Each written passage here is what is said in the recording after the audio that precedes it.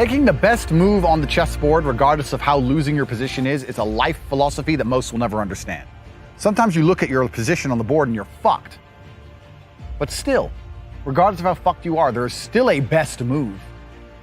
There's always a best move and a worse move, no matter how bad things are. Many people, when they get to a losing position, think, it doesn't matter, I don't have to make the best move anymore. I actually disagree. Maybe 9 times out of 10, the best move won't save you, but that 1 time out of 10, the best move might be just enough to save your ass. And on a long enough time frame, if you play the game repeatedly, day after day, taking risks, always making the best move regardless of whether you're winning or losing, it will compound into an upward spiral of never-ending success. You might end up somewhere near me. You might have dinner one day. You might stop being a brokey. You might stop being a loser. If your girl leaves you, the best move on the board, perhaps, is to go to the gym, perhaps is to send her flowers, perhaps is to never text her again. But you should make the best move on the board regardless. Even if you don't want her back, you should still make the best move. You should always think that way. What move will give me the best possible strategic position? That's how you think. That's how I think. Best move on the board is how you should approach your life. Next time you're in a situation, you should sit and say, okay, this is a bad situation, I'm fucked. But what's the best move I could possibly make? What's the outcome I would like? What's the most likely move to give me that particular outcome? And you'd be surprised what some of them are. I had a guy email me the other day saying he lost his job. And he was the worst salesman. I said, well, then you deserve to lose your job. That's how sales works. It's fearsome. He goes, well, I don't know. What should I do? I said, what's the best move on the board? He goes, well, I really want the sales job. I think I can get good at it. I said, well, then work for free. So do you have another job yet? He said, no. Okay, while you're applying for other jobs, instead of sitting around on your ass at home, keep working for free for the company for 2 or 3 weeks and see if you can turn it around. And he tried that, and he couldn't because he's shit at sales. But the point is, if he would have sat at home doing nothing, it wouldn't have helped him. The best move on the board was to try and prove to his company that he's actually worth something. If he was worth something, in those 2 or 3 weeks, he might have turned it around and got his job back. He still got to apply for new jobs. He didn't lose anything. Best move on the chessboard, that's how I want you to approach your life, ladies and gentlemen. It's the mental model in which you should apply to scenarios to deduce what is the best possible action.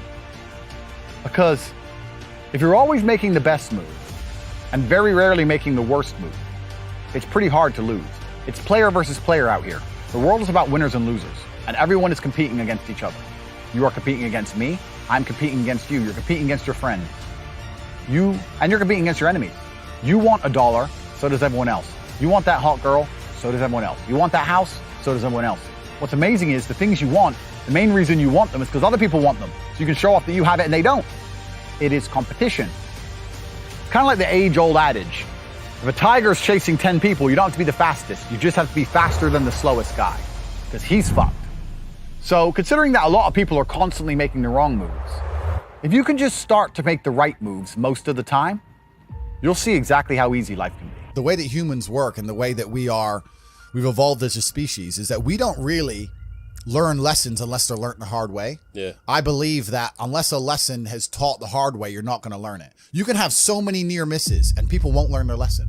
Bro, you must know a guy who goes out there, nearly crashes his car, doesn't slow his ass down till he wrecks it. Yeah. Like, this is how people are, right? So you need that pain for the lesson to sting enough to really genuinely go inside of your mind. And it's the same with everything. It's the same with driving a car or business. Truthfully, if you want to learn a lesson about business, you're going to have to suffer at some point, right? So we always say that most people are not successful with their first companies, X, Y, Z, blah, blah, blah. I get that.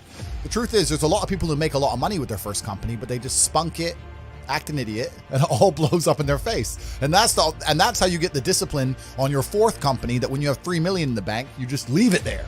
You know, and don't be done with it. So you need to go through some pain. You need to experience some negative things. You need to have to a degree some trauma to really even learn any lesson. I am absolutely and utterly a believer in hard work. I'm a proponent of hard work. I have all this money and all I do is work. My entire life is work. This podcast is work. I'm getting in the car, I'm going to another meeting, work. I'm going to fuck a bitch, that's work. I'm going to go to the gym so I'm in good shape, work.